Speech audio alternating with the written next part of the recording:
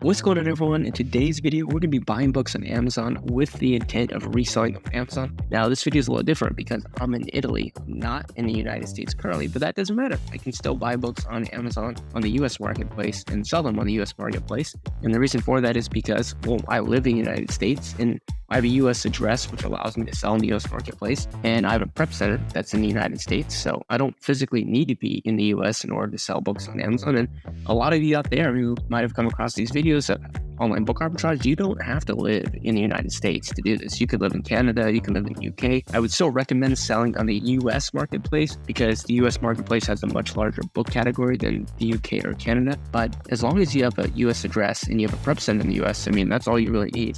And that's the purpose of this video. I'm actually in Italy right now, and hopefully we can show some B-roll, some footage of me being here in Italy. But I'm going to be buying books on Amazon with the intent of reselling them on Amazon, doing that from another country, doing that from abroad. Now, I will be using a VPN called NordVPN. If you guys want to go ahead and check that out, link down below. I think you get maybe an extended trial or an extra month. And I think I get an extra month if you use it. But essentially, I'm going to be saying that I'm in Los Angeles, which is right around where I live. And the reason why I would recommend that is because if you are logging into your Amazon seller account, you want your IP address to ideally be around normally where you live. So I live in Southern California, so that's where I set my VPN to, and I think it's a couple bucks a month. So, obviously worth it if you are doing this full time. It's a very negligible cost, but we're going to be over here in Keepa Deals trying to find some books that we can buy and sell. Now, Keepa Deals is an awesome way to find books that have just dropped in price, and I've got a number of videos on my channel on how to use it. The pros of Keepa Deals, all you need is keep a subscription. You can find tons of great books. Now, obviously, you need to make sure that your expectations are in check, and that the reality is you're probably going to be looking at 3 to 5% of books that are going to be really good. Meaning for every 100 that you look at, you should be expecting to find 3 to 5 books that are probably pretty good. And then of those 5, depending on how quickly you check out and buy the book, you may be able to buy all of them or not if other people beat you to them. But right now it's 11:20 p.m. in Italy, which I think is right around 2:20 p.m. in the United States. And I was able to find some good stuff. So first thing that I'm going to do over here is just kind of show you how to set up Keepa Deals. So you do need to keep a subscription. This is paid. I think it's like $20 a month. Absolutely worth it. You cannot do this without a Keepa subscription, period. I'm over here on the Keepa Deals tab. I'm looking at used books that have dropped in price over the last day. They've dropped at least 20% and at least $20. And currently you can buy the book for less than $26. We're going to look at books that have a sales rank up to 2.5 million. That's just because a lot of books that have ranks that high do sell for a lot of money. They might sell infrequently, but they sell consistently. As long as something sells consistently, that's all you need. Even if it only sells 3 times a year, if it sells 3 times a year every year, then you know that there's an opportunity to sell a book. Now, we're going to be looking specifically at the newest books that have just come up. And you can see over here on my column, I've got the deal found and the title. Now, when I hover over the product name, you'll see that there's a Keepa snapshot that shows up. That's a really important feature that you're getting to set up under settings. So you can go over here to your settings tab under Keepa. And then once you're there, go to the website cog, scroll down, and make sure you have show price history graphs as overlays when hovering Amazon products. Make sure you click that to yes, and then refresh your page. And now you should be here. And like I said, 3 to 5% is what you're looking at. And essentially what you're doing is you're just hovering your cursor over each product, and you're trying to find a book that has dropped significantly in price. But ideally, the current price of the book is lower than what you perceive you can sell a book or based upon past historical sales. So, if 3 to 5%, like for example, this might show us 150 results on this first page, she might expect 5 to 10 books that you hover your cursor over to actually be pretty decent. And a lot of these books I'm just automatically disqualifying, and obviously the faster you go, then the more likely you're going to find the good stuff. And this all comes down to experience and just trial and error. And this is definitely a great way to get started. I'd actually recommend Keepa Deals for somebody who is a newbie, somebody who's just beginning, only because it's the cheapest way to do it. Later on, I would definitely recommend BookMine because of the fact that a lot of the problems with using Keepa Deals are solved by using BookMine. And also, you just find way more deals with BookMine. So now, BookMine, if you didn't know, is software that my good friend Victor Gallegos and I made. And we have our own BookMine YouTube channel, and it's an awesome software. But I'm trying to help people just get started flipping their first few books, Keepa Deal is just an awesome way and the cheapest way to do it, definitely in the beginning. So here's a book that came out in 2022. Generally, books that have the year in them are going to have a new edition every year, and I would generally recommend not to buy them. But this is a book that Amazon's not in stock on, which is good news. That means there's just less competition overall. You can still totally sell books if Amazon is selling the book in new condition, but if Amazon's not selling the book in new condition, then there's just less competition for the sale. Now, I see number of sales in the $40 marks. This book very frequently drops in price, and it just dropped in price again. So it looks like the most recent sale was at $55. It's now $14.54. So you could open that listing and go see, hey, is this something that I potentially might want to buy? Now, again, if you're somebody who's just starting out, I would recommend definitely trying to buy the book at least half or, between half to a third or less of what the perceived sell value is. So, for example, if you think you can sell a book for $50, then you'd want to pick it up definitely less than $25. Ideally, even less than that if possible. I mean, obviously, if you could get the book for free, that would be even better. But what I went and did was just gone through some of these books and wanted to pick out a few that I thought were noteworthy. Here's the first one, French Interiors of the 18th Century. Obviously, not a textbook, something that is very niche. A certain subset of the population would be interested in this, as evidenced by a number of green sales rank drops. A sales rank drop is an improvement in sales rank, which means the book has become more popular relative to other books in the category. That means the book is selling. And we generally tend to think that one sales rank drop is a sale, even though that's technically inaccurate. It's a good starting point. And I would just, if you are beginning in this, just think a sales rank drop is a sale. As you get more advanced, you'll kind of undo that thinking and not think that. But for now, just think a sales rank drop is a sale. We see that the most recent sales rank drop was right around $50. The one before that was at $40, looks like. We have a couple of sales rank drops where the used price is at $150, the collectible price is at $67. People ask me, Joji, did the book sell in used condition, new condition, collectible condition? Well, you would just use kind of your common sense. And for example, you can see that when this sales rank dropped, you can actually see that at that same time the price dropped and the used offer count dropped down here. So the used offer count means how many people are selling the book.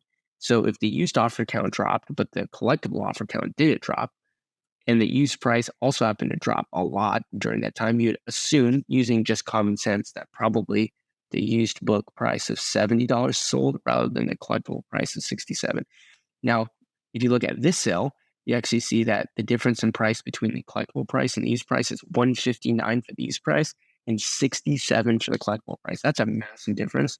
If you looked at the used offer count, you actually see that when the sales rank drop occurs, that actually not the used offer count drops, but the collectible offer count drops from 2 to 1. So in this case, you use your common sense and say probably the book in collectible condition sold. Now, there's no true way to know whether or not it was a used or new or collectible offer. You just have to use your common sense. The only true way to know is if you had Amazon's data, which they don't share, or if you actually sold the book yourself on your account and you have actual evidence that, hey, the book sold right here and it sold in used condition because they bought it from me. But here's a book that has sold in the 30s and the 40s, in the 70s, in the 60s. If we expand and look at the last 4,800 days, it generally does hold value. Like, it hasn't really been that cheap, as cheap as it is now since 2019, 2020, relatively is a book that's worth right around, I'd say, 40 to $60, depending on, probably just the offers. So what you could do is, from the Keepa graph, open up the link to the Amazon page and do a little bit of research and see, hey, is this a book that we think we could sell? Buy box is at $60, which is, I would say, a reasonable price for a prime seller to be asking based upon the Keepa graph. And it looks like this is probably Worlds of Book USA. Yep. So 84% feedback, 1824. And you could use Seller Amp. I've got a link down below if you want to support the channel and you want to use Seller Amp. You can. You don't need to, but you're welcome to. It's also awesome. Profit calculator. I would say $59.99 is my target price. $14 profit, 58% ROI. Definitely not a bad book. I think it's a book that will sell. It might take 6 months to sell. So you have to ask yourself that question. Are you okay waiting 6 months for this book to sell and make you a $14 profit? A lot of people won't. You'll get to a point where you may have a lot of capital, and that's actually a pretty good investment, 50% ROI in 6 months. I mean, the alternative is put it in the stock market, in the S&P 500, try to get 8% on average per year. or try to put it in real estate or, something else. But definitely not a bad deal. I wouldn't say this is a home run, especially for somebody who's a new seller, but I don't see how you lose money on this if you are a prime seller and you are buy box eligible. But let's just keep going on. Another book that I found here was Engineering Mechanics Statics. This book looks amazing. And this book, from first glance, would actually throw a lot of people off. A lot of people would see that used price really hugging the bottom part of the graph and just assume that the book is worth like $1. But in reality, what's causing the used price to go all the way down to the bottom is the fact that back here in March, for whatever reason, the buy box price was registered at almost $10,000, which is kind of insane. So what I'm going to do to get rid of that feature, or to get rid of that buy box price that's stretching our used price and making it hard to see, is just uncheck buy box used. And now you can see that the used prices are much easier to see. And what we can see is that, hey, the current price of this book, it just dropped from $30 down to $5.99. Massive drop. The most recent sells have been in the 30s. Before that, sells in the 60s. That sells high as 88. If you look at the last 3,800 days, sure, this book maybe hasn't performed as well in the past as it does as it has recently. But for a book that is actually quite old, recent sales like this definitely matter. We can see that this book does have ebb and flows with used offer counts. So we definitely know people come on the listing, people sell their book. And I would say this book is a steal. This would be a great book. So again, this book showed up 5 minutes ago. And this, when I made the search, this is now 17 minutes old. So anyone who knows what they're doing would pick up this book. So it's likely this book isn't even available anymore. And that's what I mean about Keepa Deals being something that you have to be quick on. But we can see potentially, yeah. So you can see someone has already purchased this book. Now it's down to 30. Now the next price is up to $30. So whoever purchased this book, probably somebody who watches my YouTube video. So awesome for you. I would say $5.99. I'm going to assume $4 shipping.